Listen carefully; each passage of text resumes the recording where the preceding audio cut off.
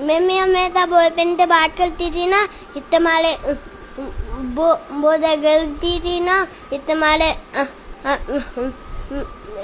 मुझे पता होगा, पता है रात के भी बॉयफ्रेंड से बात करती थी और ताल भरे और में तोता लेता था और पापा भी तोते लेते थे। तब बात के उस दिन मैं इधर आया था, तब बात के उधर गया था, तब बात के पापा के हाथ में ऐसे तोता लगी थी और पेन में ऐसे चाकू मारा मम्मी ने और ऐसे कपड़ा पापा ने और मैं नंगे पैर पापा के साथ पुलिस स्टेशन गया और पुलिस स्टेशन के बाद पुलिस मुझे उधर अपने घर पे ले गई। तब बात के मम्मी को उठाया, तब बात के चले गए उधर पुलिस स्टेशन। तब बात के बाबा भी आ गए थे। तब बात के उठ के आगे पापा को चाकू लगी थी। तब बात के उस दिन हॉस्पिटल में लेटे हुए थे। तब बात के उस दिन खून निकल रहा था और बहुत दूर थे।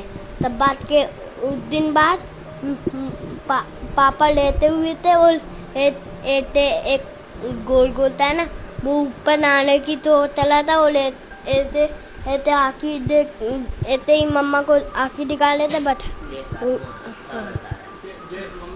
तब बात के थोड़ा पाने वाला था। तब बात के पापा मर गए। तब बात के है ना मम्मा, पापा मर गए थे। 6 साल के इस बच्चे का नाम रियांश है, जो LKG में पढ़ता है और पत्नी के हाथों मारे गए मनीष गुप्ता का इकलौता बेटा है। तो पूरी कहानी यह है कि कानपुर के फील खाना थाना क्षेत्र अंतर्गत बालाजी अपार्टमेंट में रहने वाले मनीष गुप्ता कपूर का कारोबार करते थे। परिवार में उनके बूढ़े माँ बाप के अलावा पत्नी निहारिका और 6 साल का बेटा रियांश थे। मनीष गुप्ता ने 2017 में निहारिका कश्यप से इंटरकास्ट लव मैरिज किया था। मनीष गुप्ता के पिता रामकिशोर के अनुसार 2023 तक सब कुछ ठीक चला, लेकिन 2024 आते आते बहू का जम्मू कश्मीर के रहने वाले एक युवक से प्रेम प्रसंग हो गया। दोनों के बीच लंबी लंबी बातें होने लगी। दोनों की मुलाकात फेसबुक के जरिए हुई थी। पति मनीष गुप्ता को जब इस बारे में पता चला तो पति पत्नी के बीच झगड़े होने लगे। रामकिशोर गुप्ता के अनुसार बेटे ने बहू को बहुत समझाया, लेकिन बहू अपनी बसी बसाई गृहस्थी में आग लगाने के लिए तैयार थी और बिल्कुल भी मानने के लिए तैयार नहीं थी। पिता के अनुसार 5 जून 2026 को सास किचन में खाना बना रही थी, जबकि बहू निहारिका अपने रूम में बैठी हुई अपने प्रेमी से बात कर रही थी। तभी मनीष गुप्ता कमरे में पहुंचे और उन्होंने बातचीत का विरोध किया। आरोप है कि इसी विरोध के बाद निहारिका अपना आपा खो बैठी और किचन में रखा चाकू उठाकर पति मनीष गुप्ता पर ताबड़तोड़ हमला कर दिया। LKG में पढ़ने वाला 6 साल का रियांश भी उस वक्त कमरे में मौजूद था और उस पूरे घटनाक्रम को अपनी आंखों से देख रहा था। गंभीर रूप से घायल मनीष गुप्ता ने खुद ही पुलिस को फोन किया।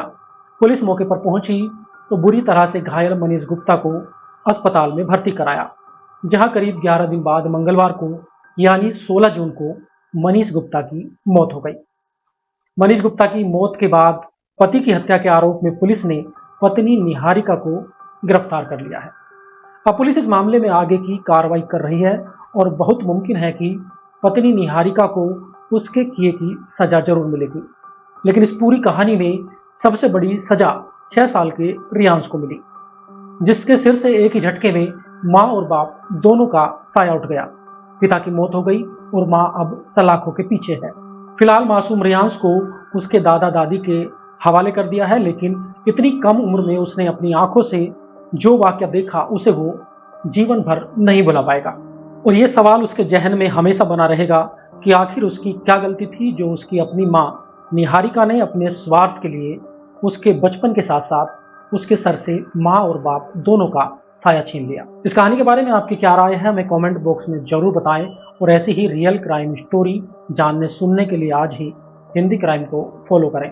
वीडियो अगर आप YouTube पर देख रहे हैं तो चैनल को सब्सक्राइब करना ना भूलें।